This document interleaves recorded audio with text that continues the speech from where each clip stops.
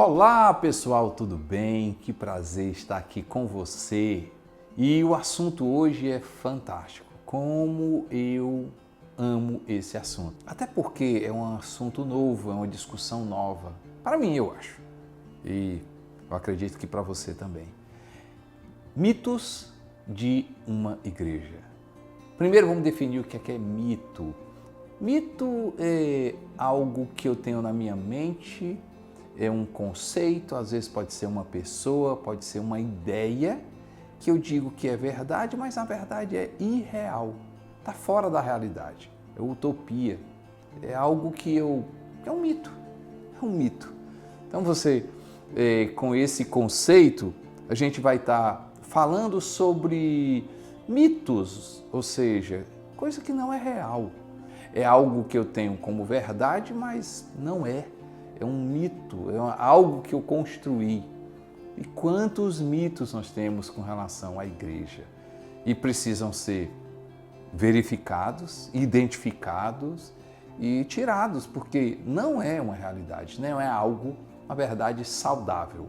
Então vamos lá, mitos de igreja. Primeiro mito sobre igreja, ou seja, é uma verdade que não é verdade e é algo irreal. Então, primeiro mito, vamos lá. Igreja é feita de pessoas perfeitas, imperfeitas. E aí, por que eu coloco igreja é feita de pessoas perfeitas, imperfeitas? Porque existe um mito, diz assim, igreja é feita de pessoas perfeitas. Eu creio que esse é o maior mito. A igreja é feita de pessoas perfeitas? Lógico que não. Lógico que não. Ah, é? Então quer dizer que a igreja é feita de pessoas imperfeitas? Pastor, por que você está dizendo que é um mito? Porque a gente sabe que a igreja, lógico, nós não somos perfeitos, mas agimos como se. Nós esperamos a perfeição das pessoas. Gente, esse mito precisa ser quebrado. Se realmente é verdade, não é mito, é verdade. Não, eu acredito. Pastor, a minha igreja é feita de pessoas imperfeitas. A minha igreja é feita de pessoas que não são perfeitas. Mas você tem misericórdia das pessoas? Você tem paciência com as pessoas? Você age com bondade com as pessoas? Quando você olha para a pessoa, você olha no sentido de você espera a perfeição dessa pessoa? Como é que você trata o seu líder? Como é que você trata o seu pastor? Como é que você trata a sua equipe? Como é que você trata os seus voluntários? Como é que você trata as pessoas que frequentam a sua igreja? Você espera a perfeição? Porque se você espera a perfeição, você diz que a igreja é de pessoas imperfeitas, mas você reage como se não fosse, é mito. É um mito e precisa ser tratado. E, gente, precisamos rever isso. Se é de pessoa imperfeita, se é de pessoas imperfeitas, precisamos tornar isso verdade. Precisamos agir com misericórdia, ter mais paciência, acreditar que o Espírito Santo que tem poder de mudar as pessoas. Vamos lá no mito 2, mito de igreja. O título é maior que o coração. Por que é mito, gente? Ah, não, pastor, para mim não tem, eu não me importo com o título, não. Não, olha, pode me colocar em qualquer lugar, o título não tem importância para mim. Será? Ah, não tem importância. Não tem importância, mas eu gostaria de ser tratado como? Eu gostaria de ter privilégios. Eu mereço. Mas por que você merece? Não, porque o quê? É por causa do título? Você merece honra por causa do título? Você merece a cadeira, o lugar, o espaço por causa do título? E, gente, será que isso aqui não é um mito? Não, pastor, eu não me importo com o título, não. Mas no fundo, a verdade é que eu me importo. Eu me importo, eu quero ser tratado como. Quero que as pessoas tenham respeito, porque eu sou, porque eu tenho um título. E, gente, eu fico pensando nisso, a gente precisa ser muito honesto. Isso precisa ser quebrado, precisa ser identificado e precisa ser tratado. Quando eu olho sobre a vida de Moisés, me vem à mente uma coisa interessante. Qual é o título de Moisés, gente? Me responda. Você, qual era o título de Moisés? Como assim? Eu estou perguntando, Moisés era o quê? Era profeta, era sacerdote, sumo sacerdote? O que Moisés era? O que Moisés era? Moisés. E no currículo de Moisés, sabe o que tinha? Homem, não havia ninguém na terra que falava com Deus face a face. Falava com Deus face a face. E Moisés não tinha título. Gente, o título é importante? Lógico que é importante. O título tem a sua importância? Lógico que tem. E, gente, mas não pode ser determinante no tratamento das pessoas ou no retorno, na reação que eu exijo ou que eu quero das pessoas. Quando Moisés, ele estabelece ali tudo do tabernáculo, ele estabelece as pessoas que iriam servir no tabernáculo. Ele estabelece Arão como o quê, gente? Como sacerdote. E aí, o que você quer dizer com isso? Arão tinha a sua autoridade diante das pessoas, mas quem tinha autoridade diante de Deus era Moisés. Arão não tinha também? Tinha, gente, tinha. O título tem a sua importância, mas não era determinante. Para Deus, a autoridade era a espiritual, a autoridade que conta é o coração, é aquilo que nós somos. Moisés não tinha título, ele era Moisés. Mito 3. Quanto mais liberdade, mais libertinagem. Isso aqui é o que eu escuto mais. Quantos líderes? Não, pastor, eu prego a graça, eu vivo a graça, nós somos a igreja da graça. Mas, no fundo, é um mito, porque eu não tenho coragem de acreditar que é a graça, a verdade que liberta. No fundo, eu trato as pessoas no sentido de assim, rapaz, eu tenho que confrontar, eu tenho que apertar, eu tenho que impor regras, porque qualquer coisa as pessoas vão se desviar. As pessoas precisam saber as regras claras. E, gente, a Bíblia diz, quanto mais livre eu sou, mais liberto eu vou viver. Ou, quanto mais liberto eu sou, mais livre eu vou viver. Conhecereis a verdade vos libertará. Se, pois, o Filho vos libertar, gente, o que ele diz? Verdadeiramente sereis livres. Se Jesus realmente for o Senhor, o Salvador, se essa pessoa teve a experiência do novo nascimento, ela é livre. E se ela teve a experiência do novo nascimento, ela vai viver em liberdade. Não é sobre não posso, é sobre não quero. Não é sobre eu não posso fazer, é sobre eu não quero fazer.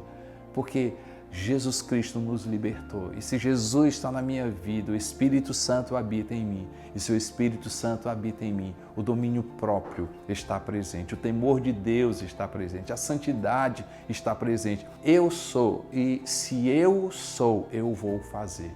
A lei, ela faz com que ela é boa. Paulo diz, eu acredito também, a lei é boa, mas a lei sempre tenta fazer com que a gente faça aquilo que é preciso ser feito. A graça e a verdade, ela nos transforma. Elas transformam a nossa vida e porque somos transformados, nós fazemos.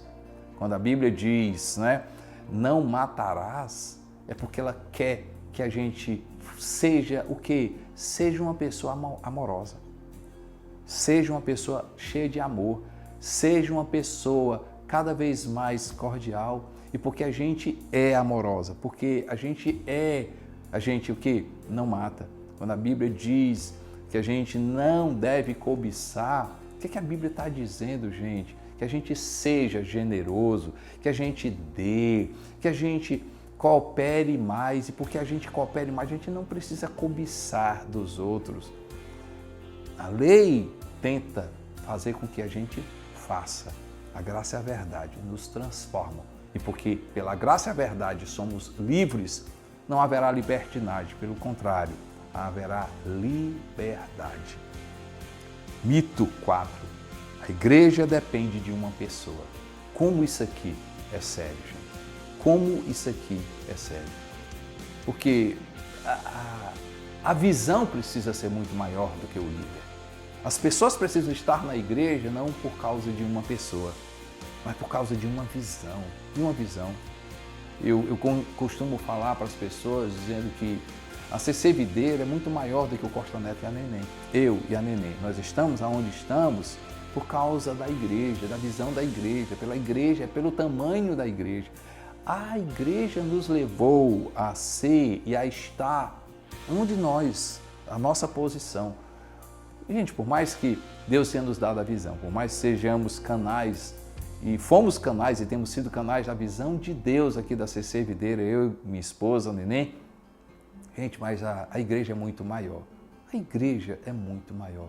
E aqui, por isso que a gente, na nossa cultura, dentro daquilo que nós acreditamos, nós damos púlpito, nós damos palco, nós investimos em outras pessoas, nós arriscamos no bom sentido, arriscamos de forma sábia, de forma prudente e damos plataforma para as pessoas para que cada vez mais, não apenas na questão da pregação, mas nas decisões, na gerência, na descentralização das coisas, porque a igreja não pode depender do líder máximo. Ele é importante? Lógico que é. Ele tem o seu papel? É lógico que tem. Gente, mas uma igreja não pode depender de uma pessoa, Isso é um mito e isso precisa ser tirado e trabalhado e quebrado. Mito número 5. Pastor tem que ser um excelente comunicador. Eu acredito que ele precisa ter uma boa comunicação.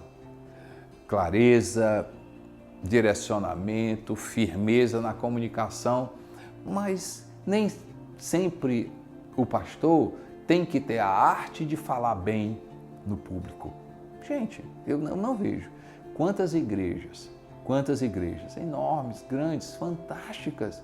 O pastor Sênio, aquele que começou a igreja, assim, você vai assistir uma pregação dessa pessoa, essa é uma pregação simples, uma pregação tem o seu valor, tem a experiência, tem a vivência, tem o conhecimento, mas a comunicação, tem muita gente dentro dessa igreja que, no exemplo que eu dei aí, tantas pessoas têm a arte melhor do que o pastor Sênio. Aqui não mesmo na CC Videira. Gente, eu acredito que eu sou um bom comunicador. Eu tenho aí, faço as minhas pregações, mas, gente, tem muita gente melhor do que eu. A arte de comunicar, de pregar, muito melhor. Mas ninguém é mais apaixonado pela visão do que eu. Ninguém tem mais segurança da visão do que eu. Ninguém tem mais o conhecimento e o coração da visão de que eu e a Neném. Sim, isso nós somos melhores, isso nós somos maiores. E é isso que a gente precisa entender que é um pastor. O pastor tem que ser um líder. Eu acredito que o pastor precisa ser líder. Mas nem sempre. A arte de comunicar bem. Isso é um mito. Mito número 6. Uma igreja grande é uma igreja problemática. De jeito nenhum. É mito completamente. Quantas vezes as pessoas dizem, não, pastor, eu prefiro a minha igreja pequena, prefiro a minha igreja desse tamanho, igreja grande dá trabalho. Tem igreja pequena que dá mais trabalho que a igreja grande. A igreja grande que tem problema de igreja grande, igreja pequena tem problema de igreja pequena, mas é mito dizer que igreja grande é problemática. Nós acreditamos, é isso que a gente vive aqui na CC Videira, somos uma igreja grande, pequena, em grupos de crescimento. Ou seja, somos uma igreja grande de frequentadores, mas durante a semana ela é pequena, porque ela tem o relacionamento, ela tem olho no olho, vida na vida, as pessoas se relacionam. E essa igreja grande em frequentadores passa a ser uma igreja pequena, ou seja, uma igreja onde existe coração, onde as pessoas se conhecem. Se você vai olhar na igreja ali do primeiro século, capítulo 2 do livro de Atos, terminando o capítulo 2, fala que essa igreja tinha muita gente. Na primeira pregação de Pedro, 3.000 pessoas. Na segunda, 5.000 pessoas. Igreja grande, enorme, e contavam só homens. Gente, Terminando o capítulo 2 do livro de Atos, diz lá que eles comiam juntos, oravam juntos, tinham comunhão juntos, se havia necessidade, era distribuído, porque uma igreja grande não é problemática. Ela passa a ser problemática se a gente entender isso como verdade, mas é mito.